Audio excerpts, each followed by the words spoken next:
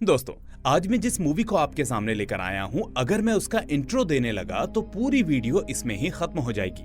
ये मूवी हमारे देश के लिए बहुत बड़ा माइलस्टोन बनने वाली है, इसलिए मैं सभी से गुजारिश करूंगा कि पहली फुर्सत में जाकर इस मूवी को देख लीजिए, क्योंकि जिस तरह हम लोग मार्वल और डीसी के फैंस हैं, वैसे ही पूरी दुनिया अब इंडिया के इस सिनेमैटिक यूनिवर्स की फैन बनने वाली है। शुरू में मैंने सोचा था कि ये कोई सिंपल मूवी होगी, लेकिन जब मैंने मूवी को देखा तो समझ गया कि आखिर क्यों लोग इसके बारे में बात कर रहे हैं, और ये मूवी बाद में बड़ी बनने वाली है। इसलिए इससे अगली वीडियो में मैं इस मूवी से जुड़ी कुछ थ्योरीज के बारे में बात करूंगा, लेकिन उससे पहले चलिए देख लेते हैं आज की ये एक्सप्लेनेशन। और आगे बढ़ने से पहले इस वीडियो को लाइक और चैनल को सब्सक्राइब जरूर कर लेना। मूवी का नाम आपको स्क्रीन पर देखने को मिल जाएगा। तो मूवी की शुरुआत होती है स्वीडन देश के खतरनाक वार जोन से, जहां एक पुरानी बिल्डिंग में गोलियों की आवाज गूंज रही होती है। चारों तरफ धुआं और तबाही का मंजर होता है, और इसी बीच हमें वहां एक लड़की दिखाई देती है जो अपनी जान की परवाह किए बिना इधर उधर चीजों को देख रही थी। फिर वहां का जायजा लेने के बाद वो फौरन प्रकाश नाम के आदमी को कॉल करती है। अब प्रकाश उससे पूछता है कि क्या हुआ चंद्रा, क्या तुम्हें वो चीज मिल गई? तो चंद्रा उससे कहती है हाँ मिल गई। तभी प्रकाश उससे कहता है कि अब तुम्हें किसी भी तरह वहाँ से निकलना होगा, क्योंकि थोड़ी देर में गार्ड्स तुम्हारे पास तक पहुँच जाएंगे।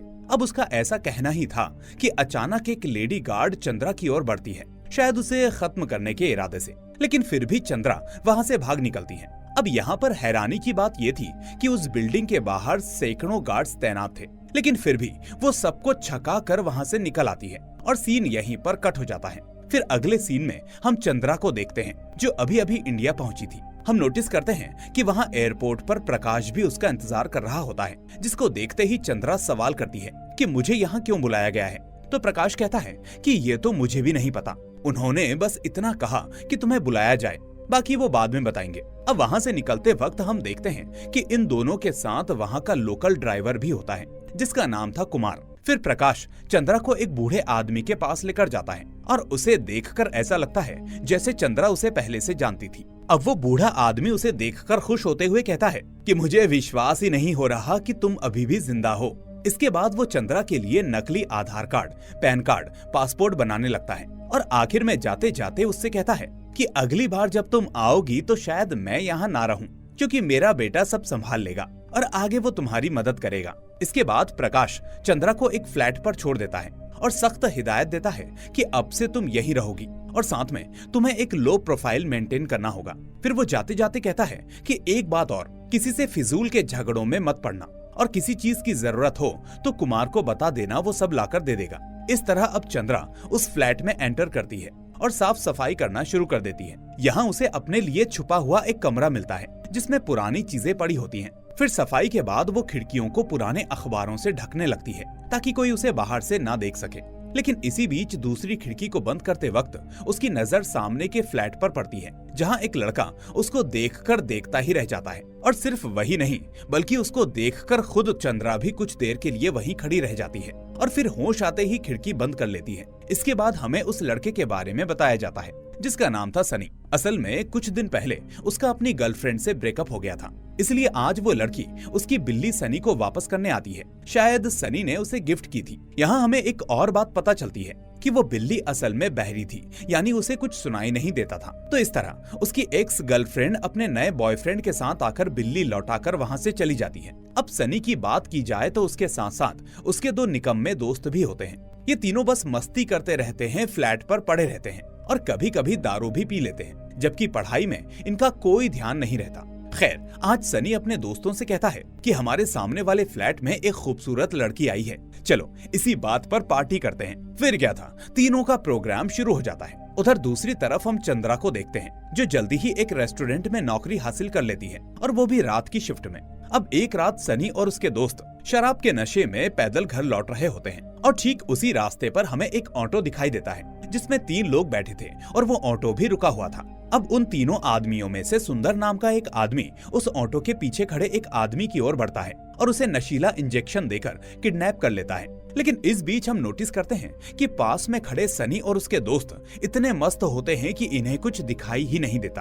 अब घर पहुंचते ही एक बच्ची सनी से कहती है कि अंकल, आपकी बिल्ली नीचे सड़क पर चली गई है। तो ये सुनकर सनी फौरन बिल्ली को लेने नीचे जाता है, लेकिन तभी रोड क्रॉस करते वक्त अचानक एक तेज रफ्तार कार उसकी ओर आ जाती है और इसके बाद शुरू होता है एक स्लो मोशन सीन, जहां सनी मन ही मन में सोच रहा था कि अब वो नहीं बचेगा। वहीं दूसरी तरफ वो कार भी उसके करीब आती जा रही थी, लेकिन तभी अचानक सनी को एहसास होता है कि किसी ने उसे जोर से धक्का दिया है और इस तरह वो सामने रोड के दूसरी तरफ जाकर गिरता है। अब ये सब इतनी जल्दी हुआ था कि सनी के साथ साथ दूसरे लोग भी समझ नहीं पाते कि आखिर ये लड़का बच कैसे गया, जबकि सनी के मन में यही सवाल था कि आखिर मुझे किसने बचाया। खैर, अब सीन यहाँ से शिफ्ट होता है और हम दूसरी रात एक लड़की को अपने बॉयफ्रेंड से बात करते हुए देखते हैं, जो अपनी फ्रेंड के घर जा रही थी। अब इसी रास्ते पर वो सुंदर और उसके दोनों साथी भी ऑटो में बैठे होते हैं कि तभी उनकी नजर उस लड़की पर पड़ती है और वो उसको फॉलो करने लगते हैं। तभी सुंदर उससे कहता है, मैडम आपको कहाँ जाना है? ऑटो में बैठ जाइए, हम लिफ्ट दे देंगे। लेकिन उन्हें देखकर वो लड़की घबराकर भागने लगती है और तभी उसे अपने सामने एक पुलिस की गाड़ी खड़ी हुई दिखती है, जिसे देखकर सुंदर और उसके साथी ऑटो लेकर फरार हो जाते हैं। लेकिन ये चीज उस गाड़ी में मौजूद पुलिस वाला नोटिस कर लेता है, जिसका नाम था नाचियप्पा। फिर वो उस लड़की के पास आकर पूछता है, मैडम आप इतनी रात को कहाँ जा रही हो? तो लड़की कहती है, सर मैं अपने फ्रेंड के घर जा रही हूँ, वहाँ एक छोटी सी पार्टी है। अब इतने में वहाँ एक महिला इंस्पेक्टर आती है, जो नाचियप्पा से पूछती है, क्या हुआ इस लड़की को? तो नाचियप्पा कहता है, कुछ नहीं मैडम, रात की वजह से बस नॉर्मल पूछताछ कर रहा था। लेकिन ये सुनकर वो इंस्पेक्टर उसे डांटती है कि जवाब देने से पहले अपने सीनियर को सैल्यूट करना नहीं आता तुमको। और यहाँ हमें पता चलता है कि नाचियप्पा एक घमंडी किस्म का इंसान है, जिसका मानना है कि लड़कियां और औरतें सिर्फ घर में रहने वाली चीजें हैं, ना कि कोई इंसान। खैर, अब वो लेडी इंस्पेक्टर उस लड़की से कहती है कि तुम एक काम करो, मेरी गाड़ी में बैठ जाओ, मैं तुम्हें ड्रॉप कर दूंगी। और इस तरह वो लड़की उस लेडी इंस्पेक्टर के साथ वहाँ से निकल जाती है। अब दूसरे सीन में हमें सनी के दोस्तों के नाम पता चलते हैं। एक था वेनु और दूसरा था नाइजेल। अब सनी वेनु को कल की घटना के बारे में बताता है कि कैसे किसी अनजान शख्स ने धक्का मारकर उसे कार से बचाया था। लेकिन ये सुनकर वेनु हंसते हुए कहता है कि शायद तुम्हारे ऊपर उस पड़ोस वाली लड़की का नशा चढ़ गया है, इसीलिए तुम ऐसी बातें कर रहे हो। अब इस तरफ हमें सुंदर दिखाई देता है, वही ऑटो वाला आदमी जो दूसरों की किडनैपिंग करता था। हम देखते हैं कि अब वो उसी रेस्टोरेंट में पहुंचता है जहां चंद्रा काम करती थी, और अब वो यहाँ पर चंद्रा की एक कलीग से बदतमीजी करना शुरू कर देता है। असल में कई दिनों से वो उस लड़की को प्रपोज करने में लगा था, लेकिन वो उसे बार बार मना कर रही थी, इसलिए आज वो यहाँ तक आ पहुंचा था। अब चंद्रा उसी मोमेंट पर कचरा फेंकने जाती है और देख लेती है कि सुंदर उस लड़की को तंग कर रहा है। और जब वो लड़की उसे फिर से मना करती है तो सुंदर इस बार हाथ में एसिड की बोतल लेकर उसे धमकी देता है, अगर तुम मेरी नहीं बनोगी तो मैं तुम्हें किसी का भी बनने नहीं दूंगा। लेकिन इससे पहले कि कुछ और हो, चंद्रा तेजी से आगे बढ़ती है और सुंदर के हाथ को पकड़कर दीवार में मार देती है, जिससे छिटका हुआ तेजाब सुंदर और चंद्रा दोनों के हाथ पर गिर जाता है। अब एक तरफ वो सुंदर दर्द के मारे चिल्लाता रहता है, जबकि चंद्रा को देखकर ऐसा लग रहा था जैसे उसे कोई दर्द ही नहीं हुआ, पर फिर भी वो रुकती नहीं और उसे पीटते हुए उसका हाथ तक तोड़ देती है, जिसकी वजह से सुंदर ठीक से उठ भी नहीं पाता। फिर दूसरे दिन हम नाचियप्पा की माँ को देखते हैं, जो उससे शादी करने को कहती है। लेकिन नाचियप्पा मुंह बनाकर उससे कहता है, माँ मैं शहर की लड़कियों से शादी नहीं करूंगा, इसलिए मेरे लिए किसी गाँव की लड़की को ढूंढो। ऐसा कहकर वो अपने काम पर निकल पड़ता है। लेकिन अब हम देखते हैं कि वो सीधा एक गैंग के पास पहुंचता है, जहां सुंदर भी मौजूद था। असल में ये सुंदर इस गैंग के मालिक का छोटा भाई था। फिर हम देखते हैं कि उस गैंग का एक और आदमी नाचियप्पा को फोन करता है और कहता है कि कुछ दिन बाद मेरा कंटेनर आने वाला है, इसलिए तुम यूनिफॉर्म पहनकर उसे सेफली मेरे अड्डे तक ले आना। तुम एक पुलिस वाले हो, इसलिए रास्ते में कोई चेकिंग नहीं करेगा। लेकिन नाचियप्पा इस बात को टालते हुए कहता है कि उस दिन मेरी नाइट ड्यूटी है, इसलिए आप किसी और को भेज दो। पर तभी हमें पता चलता है कि उसकी वो सीनियर लेडी ऑफिसर भी उस कॉल पर कॉन्फ्रेंस कॉल के जरिए मौजूद होती है, जो ये सुनकर नाचियप्पा से कहती है कि कोई बात नहीं, नाइट ड्यूटी मैं संभाल लूंगी, तुम ये काम कर लेना। और फिर हमें पता चलता है कि फोन पर बात करने वाला आदमी कोई और नहीं बल्कि खुद लेडी इंस्पेक्टर का भाई होता है। यानी ये सारे लोग, सुंदर, नाचियप्पा, वो लेडी इंस्पेक्टर, उस लेडी इंस्पेक्टर का भाई, सुंदर का भाई, ये सब एक दूसरे से जुड़े हैं।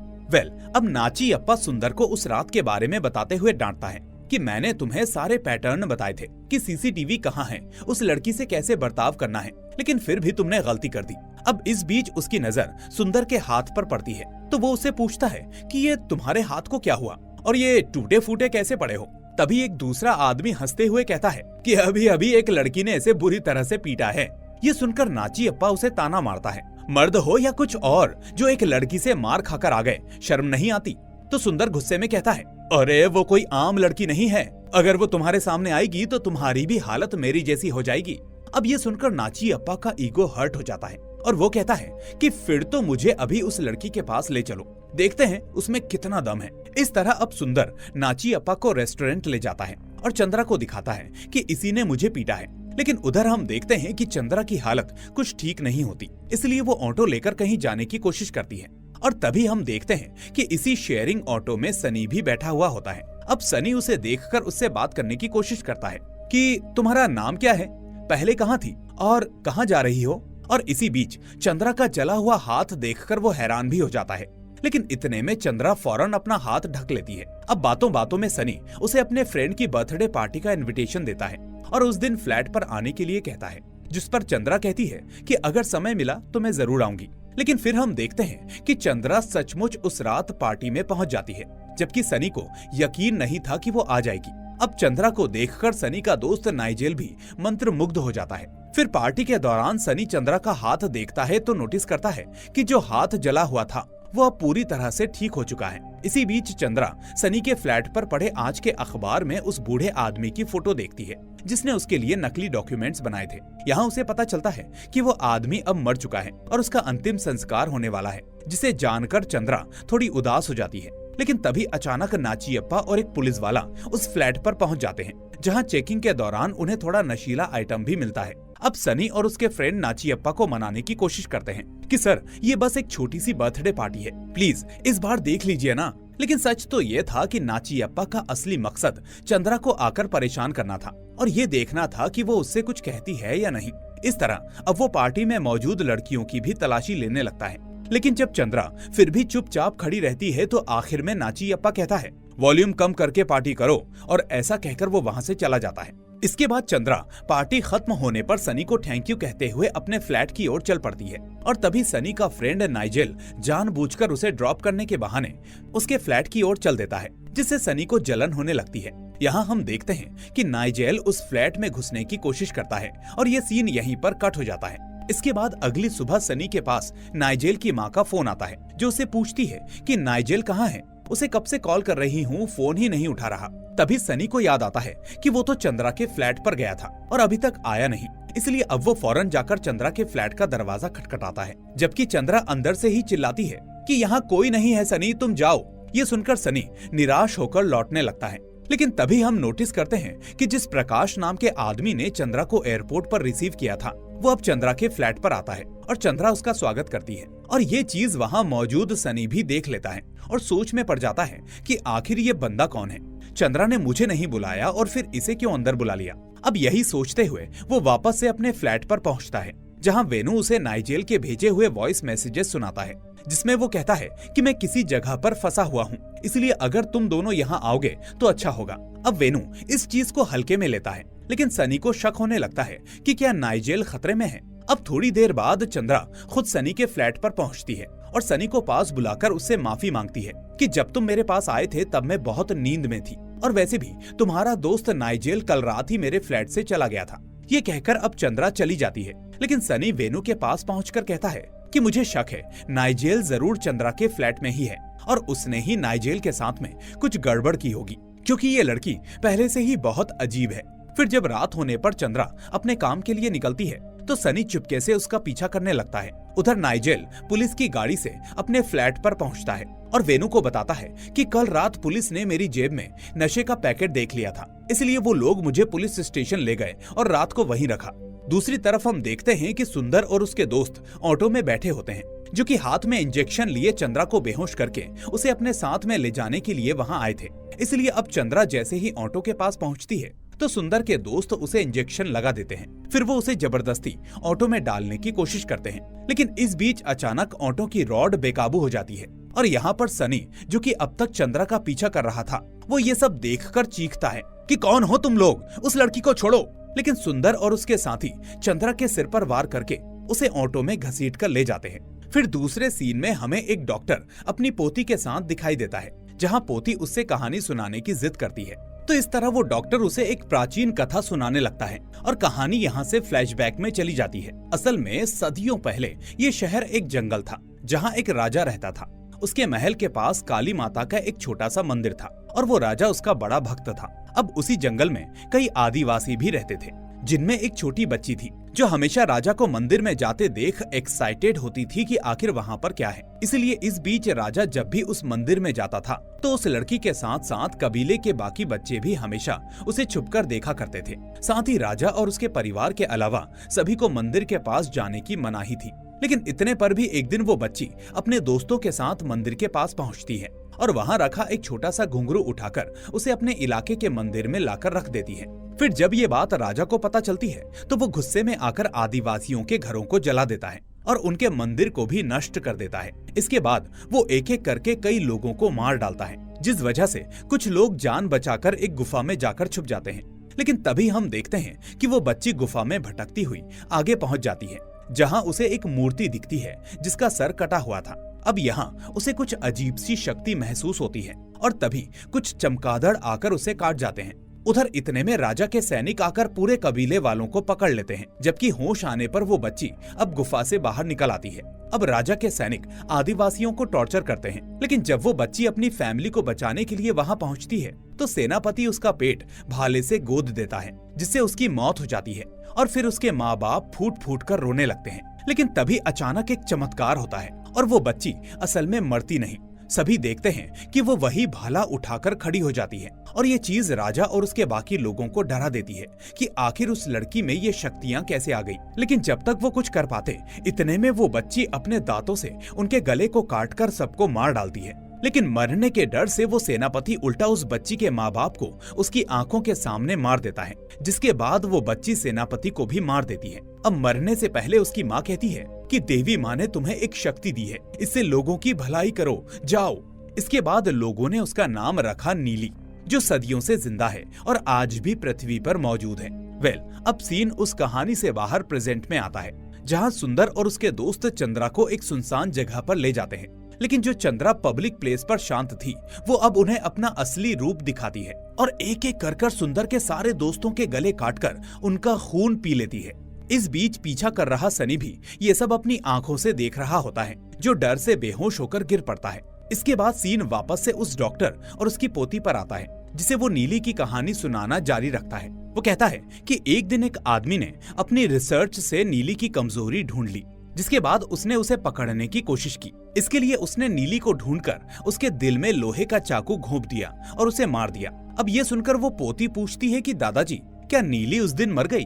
तो डॉक्टर मुस्कुराता है, नहीं बेटा, नीली नहीं मरी, बल्कि वो आज भी इस दुनिया के किसी कोने में मौजूद है। इस बीच उधर जब सनी को होश आता है तो चंद्रा उसे डराते हुए दो ऑप्शंस देती है कि सनी, या तो तुम मेरी मदद करो और इन लाशों को ठिकाने लगवाओ, नहीं तो मैं तुम्हें भी एक लाश बना देती हूँ। तो इस तरह अब सनी उसकी मदद करता है और तीनों लाशों को एक एसिड फैक्ट्री में डिस्पोज कर देता है। फिर काम खत्म होने पर सनी चंद्रा से पूछता है, उस दिन जब मुझे कार ठोकने वाली थी तो क्या तुमने ही मुझे बचाया था? तो चंद्रा हाँ में सिर हिलाती है। खैर, अब वो सनी को अपने फ्लैट पर ले जाती है, जहाँ फ्रिज में काफी सारे खून के पैकेट्स भरे होते हैं। उन्हें देखकर सनी समझ जाता है कि चंद्रा कोई साधारण इंसान नहीं है। अब वो पूछता है, आखिर तुम ऐसे कैसे बन गई? अब चंद्रा सनी से कहती है कि ये एक वायरस है। जैसे कि कुछ वायरस इंसानों को मार देते हैं तो कुछ उन्हें शक्तियां देते हैं, वैसे ही ये भी है। लेकिन अगर मैंने किसी को काटा तो वो आदमी भी इन्फेक्टेड हो जाएगा। अब सनी हैरानी से पूछता है, तुम्हारी उम्र कितनी होगी? तो चंद्रा जवाब देती है, मैं तुमसे बहुत साल बड़ी हूँ, लेकिन मैं कभी भी एक जगह पर 20 साल से ज्यादा नहीं रुकी, क्योंकि मेरी उम्र नहीं बढ़ती, जिस वजह से लोग धीरे धीरे अंदाजा लगाने लगते हैं। इसलिए मुझे हर 20 साल में अपनी जगह छोड़नी पड़ती है। वो बताती है कि पहले मैं स्वीडन में थी और अब इंडिया आई हूँ। इस तरह मैं सैकड़ों सालों से पूरी पृथ्वी पर घूम चुकी हूँ। अब इसी बातचीत के बीच में सनी का फ्रेंड वेनु चंद्रा के फ्लैट पर पहुँचता है, क्योंकि सनी वहीं था। अब चंद्रा सनी को बाहर जाने से पहले सख्ती से कहती है कि सनी, मैं तुम पर भरोसा करती हूँ, जिस वजह से मैंने तुम्हें ये सब बताया, इसलिए तुम ये बात किसी को मत बताना। लेकिन सनी अपने फ्लैट लौटकर वेनु को सब कुछ बता देता है कि वो चंद्रा कोई आम इंसान नहीं बल्कि एक वैम्पायर है पर तभी चंद्रा सनी के फ्लैट पर आ धमकती है और वेनु की बातें सुनकर उसे मार डालती है। इसके बाद सनी अपनी जान बचाकर भागता है, लेकिन चंद्रा उसे पकड़ लेती है और उसे भी खत्म कर देती है। लेकिन फिर अचानक पता चलता है कि ये सब असल में सनी का बुरा सपना था। अब दूसरे दिन नाची अप्पा और एक पुलिस वाला उस जगह पहुंचते हैं जहां पर चंद्रा ने सुंदर और उसके दोस्तों को मारा था। यहाँ क्राइम सीन की जांच के दौरान नाची अप्पा को ऑटो में एक आई लेंस मिलता है, वही लेंस जो चंद्रा अपनी काली आंखों के लिए इस्तेमाल करती थी। फिर उसी रात चंद्रा सनी को लेकर कुमार के घर जाती है, जो उसे खून के पैकेट्स सप्लाई करता था। उधर नाची अप्पा एक लोकल बंदे के साथ जगह जगह तलाश कर रहा होता है, क्योंकि उसने बताया था कि मैंने एक लड़की और एक लड़के को सुंदर और उसके दोस्तों के साथ लड़ते हुए देखा था। और तभी वो लोकल बंदा दूर से सनी को पहचान लेता है कि सर, मैंने उस रात इसी लड़के को देखा था। अब नाची अप्पा देखता है कि सनी के साथ वो चंद्रा भी मौजूद है, इसलिए अब उसको शक हो जाता है कि शायद इन दोनों ने मिलकर ही सुंदर और उसके लोगों की हत्या की होगी। लेकिन उन लोगों के गले पर जो निशान उसे मिले थे, उससे वो यही सोचता है कि आखिर किस तरह इन दोनों ने उन सभी को मारा होगा। इसलिए अब सच जानने के लिए नाची अप्पा उसी रात चंद्रा के फ्लैट पर जाने का फैसला करता है, क्योंकि उसे पता था कि नाइट ड्यूटी की वजह से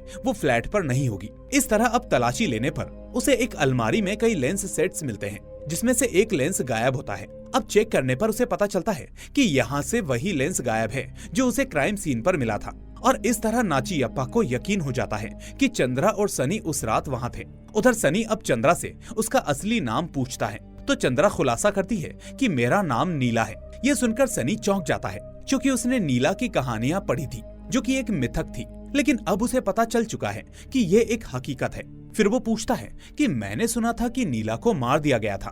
तो चंद्रा बताती है कि कई साल पहले एक आदमी ने मुझे मारा था, लेकिन फिर उसने मुझे अपने पास लाकर मेरे दिल से वो चाकू निकाला और खून पिलाकर मुझे जिंदा किया। बाद में वो मुझसे बोला कि लोगों को दिखाने के लिए मैंने तुम्हें मारा था, लेकिन मैं तुम्हारा भला चाहता हूँ। उसने कहा कि इस दुनिया में तेरे जैसे कई लोग हैं और कुछ राक्षस भी, इसीलिए उन राक्षसों को हराने के लिए मुझे तुम्हारी और तुम्हारी जैसों की मदद चाहिए। खैर, अब ये सीन यहाँ से शिफ्ट होता है, जहाँ हम चंद्रा और सनी को फ्लैट की तरफ लौटता हुआ देखते हैं। लेकिन तभी दरवाजे के पीछे से ही चंद्रा को एहसास हो जाता है कि अंदर कोई है। इस तरह वो हवा के झोंके की तरह फ्लैट में घुसती है, जबकि इतनी देर में नाची अप्पा अपनी बंदूक तानकर गोली चला देता है। पर चंद्रा इतनी तेज थी कि एक भी गोली उसको नहीं लगती। और इसी बीच मौका पाकर वो नाची अप्पा का हाथ काट देती है। और उसी वक्त सनी गोली की आवाज सुनकर फ्लैट में दौड़ता है। अब चंद्रा उसे बाहर जाने को कहती है, लेकिन नाची अप्पा फिर से गोली चलाता है, जो सीधा जाकर सनी के पेट में लगती है। अब तक नाची अप्पा समझ चुका था कि अगर वो यहाँ रुका तो मारा जाएगा, इसलिए चंद्रा को सनी के साथ बिजी देखकर वो फौरन खिड़की से कूदकर भाग जाता है। इसके बाद चंद्रा घायल सनी को एक ऑटो में वेनु और नाइजेल के साथ एक पुराने सुनसान हॉस्पिटल में ले जाती है। अब सनी की ब्लीडिंग तेज थी, क्योंकि उसके पेट में गोली फंसी हुई थी। इसी बीच खून देखकर चंद्रा का मन ललचाता है, लेकिन फिर भी वो खुद पर काबू रखती है। ठीक इसी वक्त टीवी पर न्यूज चलती है कि चंद्रा और सनी एक बड़े अपराधी हैं, और साथ ही चंद्रा को आतंकवादी घोषित कर दिया जाता है, जो कि अभी अभी विदेश से आई है।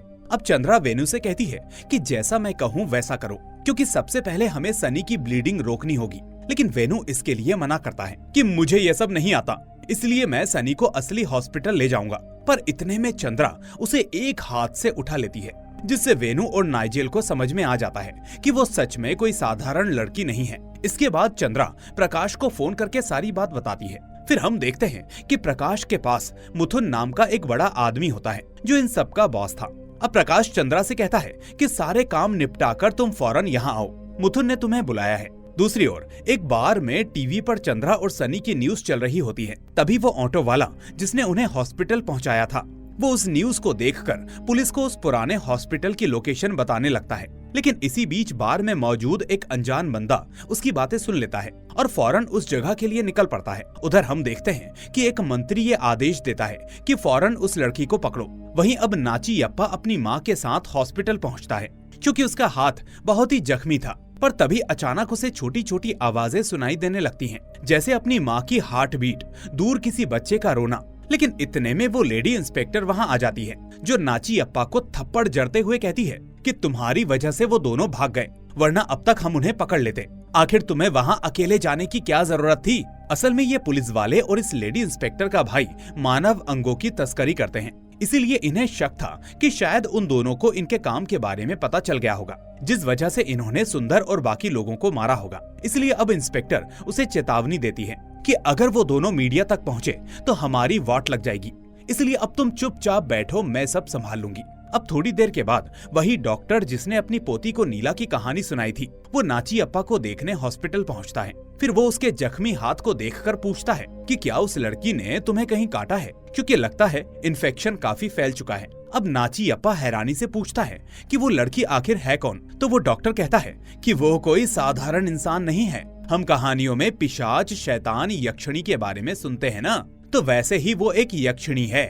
फिर वो कहता है कि मैं तुम्हारा खून टेस्ट के लिए ले जा रहा हूँ, इसलिए बाद में मिलते हैं। उधर हम देखते हैं कि चंद्रा सनी की बहुत देखभाल करती है। वो कहती है कि सनी, मुझे यहाँ से जाना होगा और इसके बाद तुम मीडिया के पास जाकर सिर्फ इतना बता देना कि उन सारे लोगों को मैंने मारा, जबकि तुम्हारा इन सब से कोई लेना देना नहीं है। ये सुनकर सनी पूछता है कि ये बताओ कि सूरज की रोशनी के अलावा तुम्हारी और कौन सी कमजोरी है। तो चंद्रा जवाब देती है, मेरा दिल, यानी अगर मेरा दिल रुक गया तो मैं मर जाऊंगी, और इसी तरह अगर मैंने किसी को काटा तो वो वायरस उसके शरीर में फैल जाएगा, जबकि अगर उसका शरीर मजबूत हुआ तो वो मेरा जैसा बन जाएगा, पर अगर वो कमजोर हुआ तो कुछ ही घंटों में मारा जाएगा। फिर वो उसकी तरफ देखते हुए कहती है कि तुम्हारा शरीर बहुत ही कमजोर है सनी, क्योंकि तुमने बहुत शराब पी है। दूसरी ओर हम देखते हैं कि नाची अप्पा के शरीर में बदलाव शुरू हो जाते हैं। फिर सबसे पहले सुबह 2 पुलिस वाले पुराने हॉस्पिटल पहुंचते हैं, जहां चंद्रा एक पुलिस वाले के पीछे खड़ी हो जाती है, लेकिन इतने में दूसरा पुलिस वाला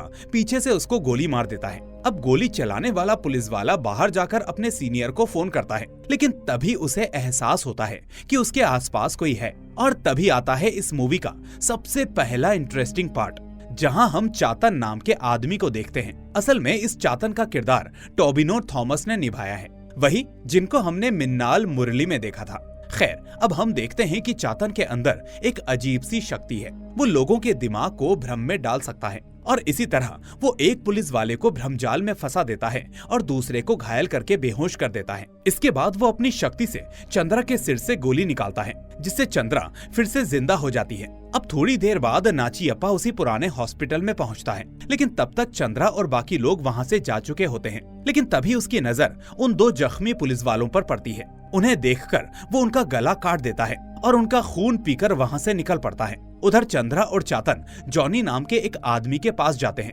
जिसका एक बहुत बड़ा बार था। अब वहां से चंद्रा प्रकाश को फोन करती है कि नाची अप्पा इन्फेक्ट हो चुका है, इसलिए उसे ठिकाने लगाकर ही वापस आऊंगी।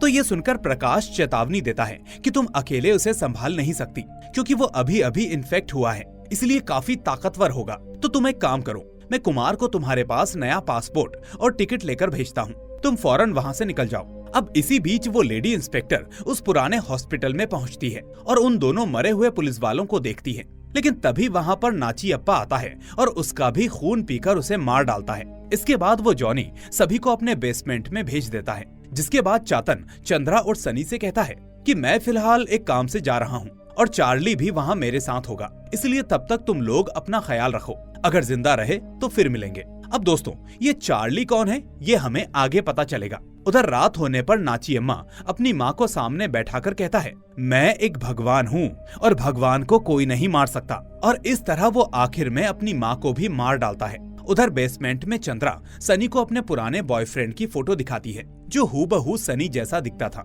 वो उसे बताती है कि ब्रिटिश काल में वो मेरा प्रेमी था। इस बीच एक बार मुझे किसी ने मारने की कोशिश की तो उसने अपनी जान दे दी मेरे लिए। इस बीच जॉनी आकर चंद्रा को बताता है, तुमने जिस सुंदर को मारा वो गजेंद्र नाम के एक बड़े गैंगस्टर का भाई है और उसकी पहुंच बहुत बड़ी है, इसलिए मुझे पता चला है कि वो एक खतरनाक दस्ते के साथ यहाँ आने वाला है। फिर थोड़ी देर के बाद हम देखते हैं कि वाकई में एक बड़ी फोर्स जॉनी के बार में पहुंचती है। अब चंद्रा अपने हथियार तैयार करती है और सनी, वेनु, नाइजेल से कहती है कि तुम तीनों यहीं रुको। इसके बाद वो ऊपर जाकर उस दस्ते से भयंकर लड़ाई लड़ती है और सभी को मार डालती है। लेकिन तभी नाची अप्पा भी वहां पहुंच जाता है और कहता है, मुझे पता था कि हमारे जैसे कई लोग हैं और जरूर हमारा कोई लीडर भी होगा, इसीलिए अब मुझे उस लीडर से मिलना है। ये सुनकर अब चंद्रा फौरन चाकू लेकर उसे मारने दौड़ती है, लेकिन नाची अप्पा भी अब इतना तेज होता है कि उसका हाथ बीच में ही पकड़ लेता है और जहां वो उसे चाकू मारने वाली थी उस एंगल से वो अंदाजा लगा लेता है और कहता है कि अच्छा, तो हमारी कमजोरी हमारा दिल है। इसके बाद दोनों के बीच में जबरदस्त जंग शुरू हो जाती है, जहां नाचियप्पा चंद्रा से कहीं ज्यादा ताकतवर साबित होता है। इसी बीच सनी उसकी मदद के लिए बंदूक लेकर नाचियप्पा पर गोली चलाता है और फिर इसी मौके का फायदा उठाकर चंद्रा फौरन नाचियप्पा के दिल में चाकू घोंप देती है। इसके बाद वो उसकी लाश को प्रकाश के पास ले जाती है और प्रकाश उसे किसी सुरक्षित जगह पर रख देता है, जहां पहले से काफी लाशों को सेफ रखा गया था। इसके बाद चंद्रा सनी से कहती है, सनी अब मुझे जाना होगा, और इस तरह वो उसे गले लगाकर वहां से चली जाती है, जबकि सनी बेचारा सिवाय उसे देखने के कुछ नहीं कर पाता। अब सीन यहाँ से थोड़ा सा फ्लैशबैक में जाता है, जहाँ चंद्रा के जॉनी के बार में पहुँचने से पहले कुछ गुंडे वहाँ बैठे हुए थे। फिर जॉनी उन्हें बेसमेंट में किसी से मिलवाने भेजता है, जहाँ हमें वही चार्ली नाम का बंदा दिखता है, जो निंजा बनकर सभी गुंडों को मार डालता है। और इसके बाद जब हमें उस चार्ली का चेहरा दिखाया जाता है तो हम सभी के होश उड़ जाते हैं, क्योंकि वो किरदार निभाने वाले सुपरस्टार होते हैं हमारे दुलकर सलमान भाई। और इसी के साथ ये मूवी यहीं पर एंड हो जाती है। अब दोस्तों, ये तो थी इस मूवी की एक्सप्लेनेशन, लेकिन अगर मैं थ्योरीज की बात करूं तो ये वीडियो बहुत लंबी हो जाएगी, इसीलिए मैं अगली वीडियो में इससे जुड़ी हुई बहुत सारी थ्योरीज को कवर करूंगा। हालांकि जनरली मैं ऐसा नहीं करता, लेकिन इस मूवी के अभी 5 पार्ट्स और आने वाले हैं, जो एक तरह से मार्वल की तरह एंड गेम जैसे बड़े ओकेजन्स पर जाकर पूरे होंगे। और चूंकि मुझे लगता है कि ये मूवी सीरीज हमारे देश की एक पहचान बनने वाली है, इसलिए मेरा फर्ज है कि मैं इसकी डिटेल्स को कवर करूं। तो इसीलिए दोस्तों, इस वीडियो को लाइक कर दीजिए और साथ ही इस चैनल को सब्सक्राइब करके नोटिफिकेशन बेल को भी दबा दीजिए, ताकि कोई भी वीडियो आपसे मिस ना हो। तो अब मैं मिलूंगा आपसे अगली ऐसी ही वीडियो के साथ। Till then, take care and thanks for watching.